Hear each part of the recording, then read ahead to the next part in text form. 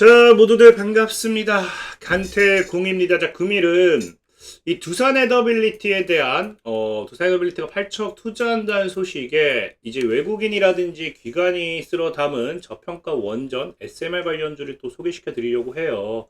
그래서 방송 전 늘 말씀드리는 여러분들의 좋아요, 구독하기, 댓글까지가 너무나 많은 힘이 된다라고 말씀드리면서 오늘 방송 시작해 보도록 하겠습니다. 자, 일단 오늘 시장 흐름을 좀 먼저 보고 갈게요. 지금 우리가 원전 SMR을 왜 봐야 되느냐를 놓고 본다라고 하면은 현재 일단 증시가 그래도 하방으로 밀려주다가 꼬리는 달아주는 모습이에요. 코스피도 그렇고 코스닥도 그렇고, 그러니까 전체적으로 전에 있던 고점대라고 표현을 하죠. 전에 있던 고점대를 크게 무너뜨리지 않으면서 어쨌든 반등을 시도하고 있는 모습이긴 합니다. 그럼에도 사실 오늘 시장이 이런 반등을 시도했다라는 것뿐이지 엄청나게 긍정적이다라고 표현을 할 수는 없거든요. 왜? 보다시피 코스피가 거의 4%에서 시작해서 무너졌기 때문에, 코스닥도 한 3, 4% 무너졌기 때문에 오히려 오늘 시장 같은 경우는 시가 이후에 무너지면서 마이너스 1, 2%씩은 시장이 또 빠졌다라고 보는 게 맞다라고 생각은 해요. 그래서 이런 불안정한 이 흐름이 왜 나와주냐를 놓고 본다라고 하면은 어쨌든 시장은 긍정적인 건 맞습니다. 트럼프 대통령이 지금 이란과에 대한 부분에 있어서 종전 가능성을 계속해서 언급하고 있잖아요. 근데 문제는 뭐다? 지금 이렇게까지 종전을 언급하고 있는데도 오늘 또 나오고 있는 게 뭐예요? 미군이 이란의 공수부대를 투입을 검토하고 있다라는 거예요. 그래서 실질적인 지금 미군이 뭐 한다? 약 5,000명에 달하는 해병 원정대를 이란 방향으로 이동시키고 있고요. 지금 18시간에 세계 어느 전장에도 도착할 수 있는 약 3,000명의 정예공수부대를 투입하는 방안도 검토 중이라는 거죠. 그러니까 이 하르그섬이라고 하면은 현재 이란의 이 석유 수출 핵심 기지입니다. 그러니까 완전히 이걸 공습해버리는 순간은, 지금 최근에 여러분들이 뉴스 보셨는지 모르겠지만 이란이 이제 미국뿐만 아니라 우리나라도 그렇죠. 우리나라 원전 시설까지 타격하겠다, 노린다, 뭐 그런 뉴스가 나왔을 정도로 이 말도 안 되는 지금 이런 리스크가 사실 나와주고 있어요. 그러니까 이런 부분들이 나와주니까 어쩔 수 없이 증시가 또 장중에 조정을 주는 건 어쩔 수 없지 않나 좀 생각을 해보고 있고요. 다만 그럼에도 우리가 종전 가능성을 조금 더 높게 보는 이유는 뭐냐고 하면은 제가 어제도 얘기했지만 이란 자체적으로서는 협상이 없었다라고 하지만 이 엇갈린 메시지라고 하는 게 뭐냐? 그럼에도 이란이 인정하는 건 이거예요. 뭐 이제 협상을 미국과 직접적으로 한 적은 없어요. 그래서 공식 협상은 한 적은 없지만 간접 소통이 있었으면 인정을 했다라는 거거든요. 그러니까 만약에 제가 친구랑 싸웠는데, A라는 친구랑 싸웠는데 A한테 직접 미안하다고 말 못하고 B라는 친구한테 나 근데 내가 좀 심했던 것 같아, 내가 그때 얘기 안 했으면은 A랑 친구랑 잘 지낼 거야, 뭐 이런 얘기를 한다는 게 사실은 어찌 보면은 이미 화해의 의사 표현이겠죠. 그러니까 이런 느낌으로다가 이제 간접적으로서의 소통을 하고 있었다라는 거는 그럼에도 이제 협상을 확률이 굉장히 크다라고 본다라는 거예요. 그래서 지금 시장에서 사실 우리가 절대적으로 부정할 수 없는 거는 이제 이번 주에 어찌 보면은 첫 대면 협상에 대한 가능성이 나오지 않을까. 물론 아까 얘기했다시피 파키스탄 정부 관계자예요. 그러니까 이 파키스탄 정부란 거 아까 이제 이 관계자, 다른 이제 나라를 통해서겠죠. 그 다른 나라가 파키스탄이라는 거고요. 그래서 지금 현재 뭐 직접적인 이란의 최고 지도자를 만날 것 같은 분위기는 아니에요. 지금 실질적으로 계속 이란에서 뉴스가 나오는 게 그 다음 차기 지도자가 누가 되느냐 얘기가 나올 만큼 그런 부분이기 때문에 오히려 차기 지도자에 대한 이 가능성이 큰 인물을 또 만난다라는 이야기도 좀 나오고 있긴 해요. 어쨌든 중요한 거는 처음으로 대면 협상을 하지 않을까라는 거고, 그렇기 때문에 이런 종전 가능성은 더 확대되고 있다라는 거예요. 특히나 시장에서 이 종전을 조금 더 크게 보는 게 뭐냐고 하면요. 여러분들 이제 폴리마켓이라고 이제 미국의 베팅 사이트 알 거예요.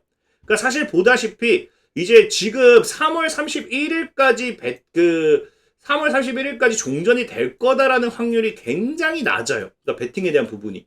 그래서 예스 구매가 3월 31일까지 종전이 된다에 베팅을 하겠다. 아니 종전이 안 된다에 베팅을 하겠다. 그러니까 보다시피 종전이 지금 안 된다가 압도적으로 높죠. 그러니까 거의 지금 보는 게 올 6월 30일 정도는 지나가야 뭐 할 수 있다. 그래도 종전하지 않을까. 최소 5월 31일은 나와야지만 57 이 달러긴 한데 이 56% 그러니까 비율이 더 높아진다는 거죠. 대다수가 그러면 사실 6월까지 본다는 건데, 문제는 뭐냐고 하면은 이 3월 31일 정말 종전에 대한 이 리스크가 그 종전이 나오는 게 아니냐라고 시장에서도 얘기가 나오는 게 이런 부분이에요. 지금 보면 전체적인 이 투자 볼륨이라고 전체적인 여기 들어온 자금이겠죠. 물론 아직 많이 남았기 때문에 자금이 낮은 것도 많아요. 근데 너무 압도적으로 많은 자금이 들어왔다는 거고요. 근데 문제는 뭐다? 이 자금이 내부자 베팅에 대한 의혹이 쌓이고 있다는 거예요. 왜? 3월 31일까지 아까 미국과 이란의 휴전 성사 여부를 묻는 이 베팅 사이트에 뭐 했다 했습니까? 대다수가 아니오를 얘기하고 있죠.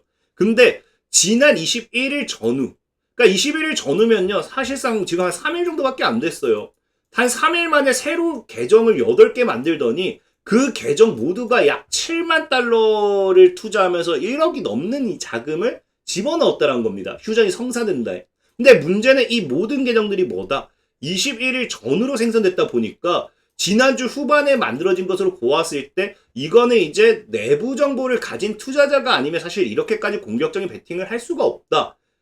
동시에 이 베팅 사이트를 통해 가지고 계속해서 거래를 하던 투자자도 아니고 갑작스럽게 계정을 만들어서 이랬던 거는 누군가가 이제 이 내부 정보를 가지고서 휴전을 무조건적으로 할 거다라는 확신이 있다라는 거겠죠. 그래서 지금 이게 베팅한 게 아닌가라는 이야기가 나올 정도다 보니까 사실 시장에서는 그래서 지금 뭘 더 크게 보느냐? 아마 이제 3월 31일 이전에 휴전은 확실히 할 거다. 최소라는 기대감이 나와준다라는 거죠. 그러다 보니까 이런 외국인들의 수급, 사실 그럼 지금 시장에서 우리가 중요하게 봐야 되는 건 결국 휴전에 대한 가능성을 보고 있는 거기 때문에 이 외국인들의 수급이 앞으로도 굉장히 중요해질 수밖에 없다고 생각을 해요. 근데 오늘 이제 제가 원전을 왜 얘기하느냐를 놓고 본다라고 하면은 사실상 시장이 지금 최근에 무너지는데 수급을 보면 알겠지만 이제 이 계속해서 전쟁 이후에 계속해서 이 외국인들의 매도세가 강하게 많이 나오고 있어요.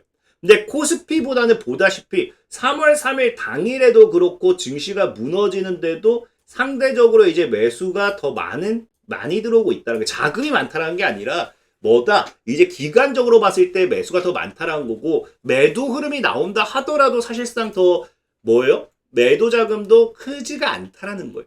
그리고 제일 중요한 거는 지금 이제 이 코스피 같은 경우도 3월 3일에는 급격하게 매도가 나오고 있는데 전체적으로 매도가 나오고 있죠. 이 코스닥에 매수가 들어왔던 구간대를 보면 아시겠지만 전체적으로 언제 이런 급락이 나왔을 때라는 거예요. 급락이 나왔을 때. 그러니까 코스닥이 음봉이 나오는 날마다 지금 외국인들의 매수 자금이 들어오고 있다는 거예요. 그럼 이 말은 외국인이 코스닥으로 인해 가지고 어떤 것이 되었던지 물량을 주워 담는 흐름이 가장 크지 않았나를 좀 생각을 해볼 수 있다는 거예요. 그래서 그런 부분에서 봤을 때 과연 외국인이 코스닥에서 무엇을 주워 담았느냐 봤더니 지금 이제 최근에 이제 코스피가 아닌 코스피를 팔고 자금 이동이 코스닥으로 넘어오는 와중에도 원전과 바이오를 크게 담았다는 거예요. 원전과 바이오. 그래서 바이오 같은 경우 뭐 워낙 이제 코스닥 활성화 정책이 추진을 하다 보면은 활성화 정책의 대표적인 거 제가 얘기했죠. 코스닥은 제약바이오가 지금 최근에 시총 1위로 넘어오면서 코스닥 당연히 견인하는 게 너무 당연하다 말씀을 드렸죠. 그래서 이런 부분에 외국인들의 이런 매수세가 들어오는 것도 너무 당연해요. 근데 그거와 별개로 또 뭐가 나오고 있다? 원전에 대한 이 자금이 굉장히 많이 들어오고 있다라는 거예요. 그럼 과연 지금 시장에서 외국인들은 원전을 왜 담을까를 봤을 때는 사실 너무 간단하죠. 이제는 이 이란 전쟁에 대한 리스크가 원전을 너무나도 부각을 시켜놨다는 거예요. 당장 오늘 전쟁이 끝난다 하더라도 국제 에너지 시장이 뭐한다? 정상화되기에는 최소 4개월이 걸린다는 거예요. 그래서 이미 우리가 이 이란과의 전쟁을 통해서 공급 부족 사태는 이미 지속이 된 상태고요. 중요한 거는 이게 정상이 되기 위해서는 당장 이걸 통과한다고 해서 정상이 되는 게 아니에요. 최근 이런 전쟁이 지속화되면서 이런 중동 국가들이 뭐 했습니까? 보유할 수 있는 저장고의 한계가 있다 보니까 축소했어요. 감축을 했습니다. 그러니까 이걸 지금 당장 생산한다 해가지고 우리가 석유라는 게 내가 무슨 오늘 지금 커피를 타듯이 우리가 매장에서 커피 한 잔 시켜 먹듯이 바로 빵 나오는 게 아니죠. 그래서 생산량 자체가 전쟁 전 수준으로 회복되는데 당연히 시간이 걸릴 거고요. 그 다음에 선박들이 원유를 해외 정류소로 수송하는데도 시간이 걸려요. 그 다음에 해당 정류소가 이를 사용 가능한 연료로 또 다시 가공을 해야 돼요. 재가공하는데 또 시간이 걸려요. 그러니까 결국에 당장 오늘 이 현재 시간으로서 우리 이제 그만 종전하자 해서 이게 정상화, 이때부터 정상화 4개월이 걸린다는 거거든요. 그러니까 통상 이번 달 말로 정상화 된다 하더라도 시장은 6개월 정도로 보고 있어요. 그러니까 결국에는 에너지 안보 리스크가 너무 크게 되는 거죠. 그래서 지금 우리나라 같은 경우도 결국 뭐 합니까? 지금 우리나라 같은 경우도 그래서 결국에는 원전이라든지 석탄에 대한 부분에 있어서 더 확대하겠다라는 정부 정책이 나오고 있는 거고요. 유럽 같은 경우도 제가 계속해서 얘기한 게 뭐예요? 이미 늦었어요. 이미 에너지, 석유 이런 부분에 대한 리스크를 2번 경험하다 보니까 이 탈원전은 정말 최악의 실수였다라고 인정을 하면서 글로벌 허브로 도약하기 위한 투자를 지금부터 시작하고 있다는 거예요. 물론 현재 2억 유로라고 하니까 투자금이 얼마 안 되는 것처럼 보이겠지만 이건 초기 투자금이고 앞으로 지속적으로 확대를 한다라고 하죠. 그러니까 원전 시장은 더 커질 수밖에 없어요. 특히나 미국 같은 경우도 지금 뭐 하고 있다. 당장 AI에 대한 부분에 있어서 전력 부족 현상을 해결하기 위해서 원전 르네상스를 외치고 있잖아요. 그런 최근 시장에 2천억 달러에 대한 투자 문이 열렸다고 하면서 우리나라 대미 프로젝트에 또 이제 원전이 또 들어가게 되죠. 자, 이런 부분 때문에 지금 우리나라가 지금 뭐 하게 된다? 원전 관련되어 있는 반사익으로서 시장에서 상승 탄력이 굉장히 기대가 되는 거예요. 사실 이제 우리가 코로나가 터졌다고 해서 그 제약 바이오 관련주들이 바로 올라간 건 아니죠. 그런 것처럼 이 전쟁이 터졌다고 해서 원전이 바로 올라간 게 아니라 그 뒤에 이 전쟁을 해결하기 위한 이런 모든 것들이 따라오면서 이제 원전이 점차 부각을 받기 시작한다라는 거예요. 코로나도 터지면서 이 코로나 이후에 해결하기 위한 제약 바이오라든지 백신 개발, 실질적으로 코로나가 점차 계속해서 감소하는 추세에서도 백신 관련주라든지 이런 치료제 관련주는 계속 꾸준하게 올랐던 것처럼 원전은 꾸준하게 또 이렇게 상승 탄력을 이제 시작했다고 볼 수도 있어요. 그래서 시장에서 사실 원전 관련되어 있어서 가장 대표적인 수혜주로 꼽는 거는 건설주죠, 건설주. 이건 사실 너무 당연해요. 뒤에도 설명드리겠지만 지금 현재 기존의 원전 시스템을 보면은 건설주가 올라갈 수밖에 없는 구조예요. 그래서 20년 전 영광을 재현할까라고 하는데 지금 건설주가 대표적으로 과거에 뭐가 있었습니까? 중동 붐과 함께 최고점 올라갔던 이때죠. 그리고 그 이후에 계속 바닥을 치고 있어요. 그래서 다시 이 구간까지 올라갈 수 있을까라고 하는 건데 저는 전체적으로 건설 지수를 봤을 때 크게 어디까지 올라가느냐를 놓고는 얘기하지 못하겠지만 이 고점까지 가는 데는 사실은 제한이 될 수도 있어요. 왜? 현재 원전에 대한 시스템을 이해해야 됩니다. 그러니까 건설주는 장기적으로 들고 가더라도 조금 적당히 먹고 나와야 되는 게 현재 원전에서 건설주들이 이제 수혜를 받는 건 이거예요. 지금 원전이라는 건 결국에는 수익 구조가 보면요. 설계와 원전 장비와 건설 및 시공입니다. 근데 지금 설계를 할 수 있는 기업은 많아요. 장비를 제작하는 기업도 많아요.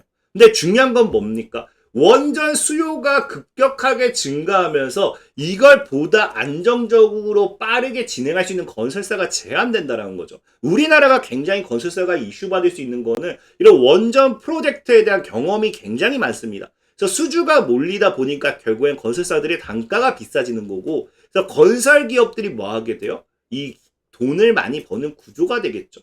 근데 중요한 건 뭡니까? 여러분들도 알다시피 지금 시장은 이제 대형 원전에서 어디로 넘어가기 시작해요? SMR이죠, SMR. 소형 원전 모듈이에요.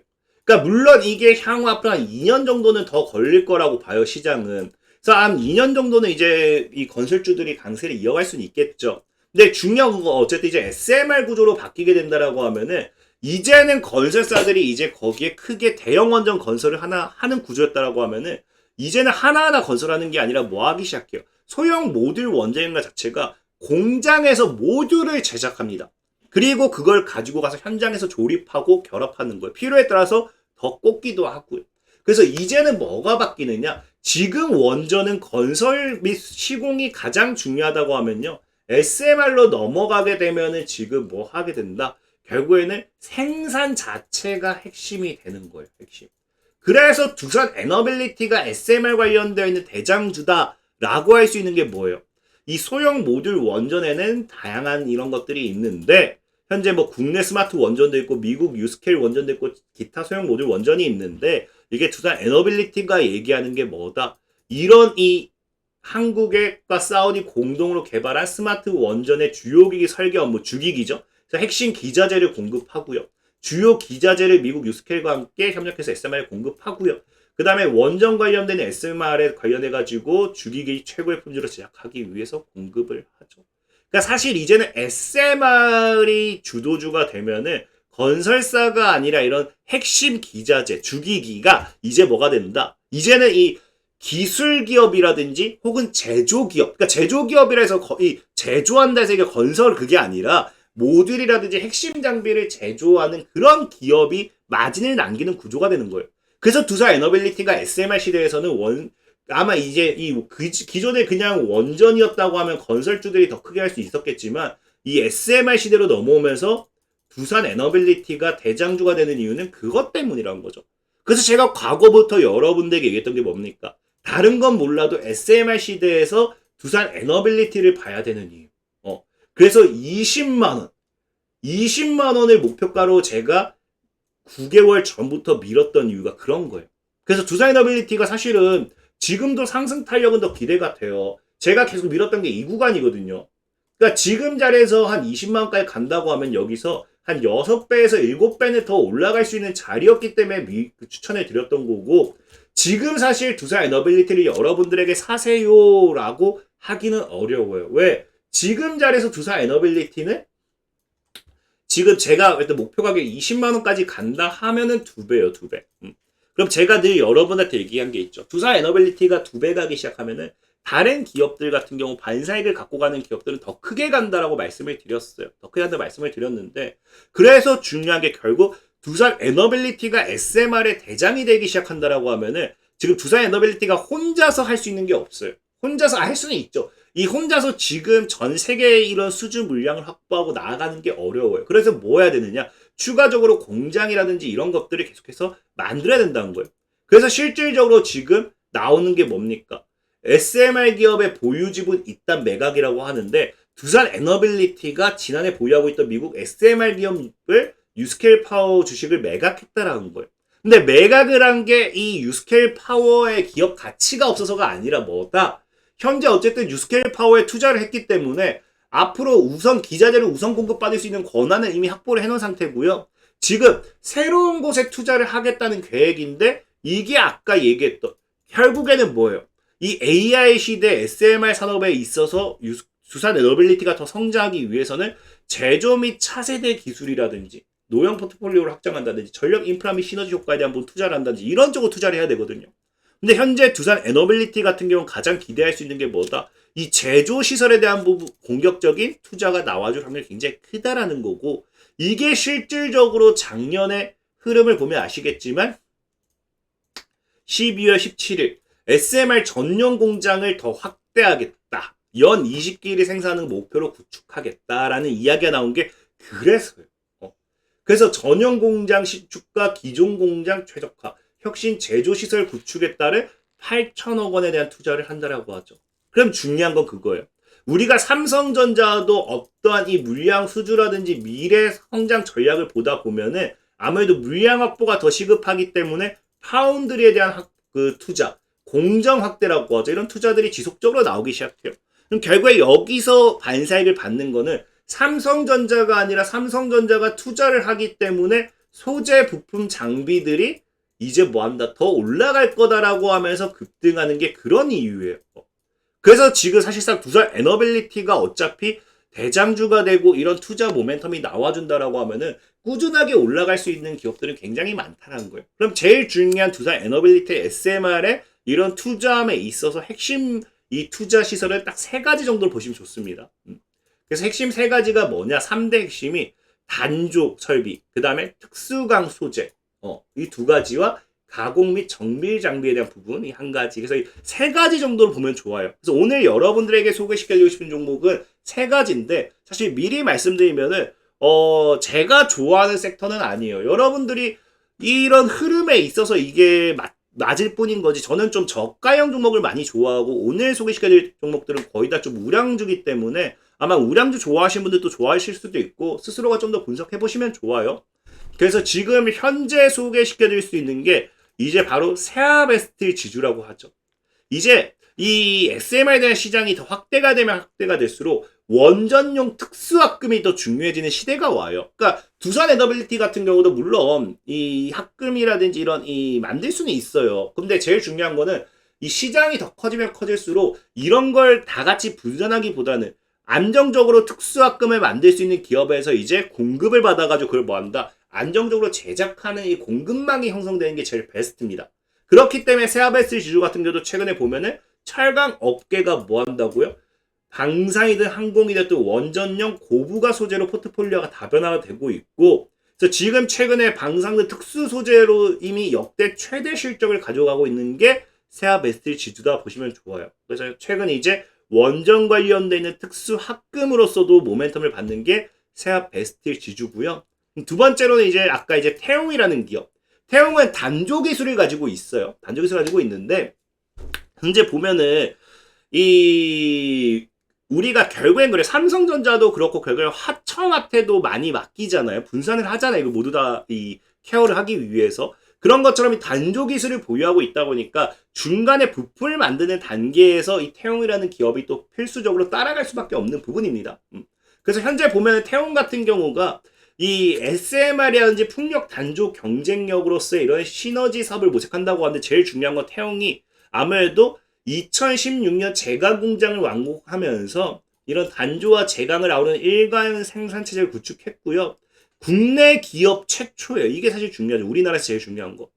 SMR 단조품을 공급한 데 이어 올해는 사용 후 핵 연료 저장용 캐스크라든지 펄스트를 체코에 수출하면서 SMR 관련되는 모멘텀으로 우뚝 서 있습니다. 그래서 지금 이제 아까 했다시피 합금이라든지 단조 부분에 있어서는 세아베스 지주, 태용 이런 게 두산 에너빌리티의 이런 투자 모멘텀 속에서 반사익, 부각을 좀 받을 수도 있는 부분이고요. 그리고 이제 마지막은 사실 이제 우진이란 기업이에요. 우진은 말할 게 없어요. 우진은 계측 장비잖아요. 계측 장비. 그래서 보다시피 우진이란 기업은 SMR에 붐이 온다라고 하는데 글로벌 원전 경쟁의 최대 수혜자로 하다 보니까 이 계측 장비 같은 경우는 앞으로 필수예요. 필수. 그냥 원전에 있어서 계속해서 필수다. 늘어나면 늘어날수록 오히려 필수적으로 붙어가는 이런 장비 기술이고요. 특히나 제일 중요한 게 제어 시스템이죠. 이 제어 시스템 같은 경우는 없으면 가동 자체가 불가능한 상황이에요. 근데 중요한 거는 이 제어 시스템이 SMR에서 더 중요하게 되죠. 그래서 사실 지금 두산 에너빌리티의 이런 SMR 시장에 대한 이런 반사익 투자 속에서 같이 반사익을 받을 수 있는 기업을 보자고 하면요. 우진, 태웅, 이제 세아베스틸이거든요. 근데 이 중에서 지금 코스닥 기업은 사실은 태웅밖에 없어요. 태웅. 근데 또 수급을 보면은 외국인이 지금 올 1월부터 한 500억 정도 쓸어담고 있는 건 세아베스 지주고요. 그 다음에 이제 기관이 약 또 500억 정도 쓸어담고 있는 건 태웅이에요. 태웅. 우진은 수급이 그냥 개인만 사고 있습니다. 그래서 사실은 수급적으로는 좀 좋지도 않아요. 그래서 우진도 사실 오늘 저는 개인적으로 추천 안 드리는 게 뭐냐고 하면요. 수급적인 문제도 있지만 뒤에 다시 한번 설명을 드릴 거고요. 그래서 세아베스 지주 같은 경우는 그래서 지금 봤을 때 기업은 좀 이제 제가 마음에 안 드는 이제 그 우량주긴 하지만 차트적으로 봤을 때는 현재 지금이 4만원과 이 6만원 정도. 사실 지금 이미 그 우리가 눌림 줬을 때 샀으면 제일 좋았을 것 같긴 한데 눌림을 놓쳤기 때문에 그 좀 더 올린 다음에 7만원 이때가 산이죠. 그래서 이 구간에서 분산 투자를 한다라고 하면요. 전에 있던 산에서 눌렸다가 고점 돌파 시도 나오고 눌림목 나왔다가 한번 쏠 수 있는 또 그런 차트이기 때문에 차트적으로는 또 굉장히 마음에 들기도 하고 그래서 태용 같은 경우도 지금 보면은 전에 있던 고점대 돌파가 나왔죠. 그리고 지금 현재 지켜주는 자리에서 이 저항 물량 수화가 나와주고 있고 과거 지켜주던 자리에서 지금 또 돌파가 나왔죠. 그래서 이렇게 돌다가 또 장대 양복 쏠 수도 있는 기업 중 하나가 또 태용이에요. 태용. 그래서 세아베스틸이라든지 태용 같은 경우는 차트적으로 봤을 때 우상향 기대가 되는 차트라고 하면은 우진은 사실 애초에 소개를 안 시켜드린 게 뭐냐.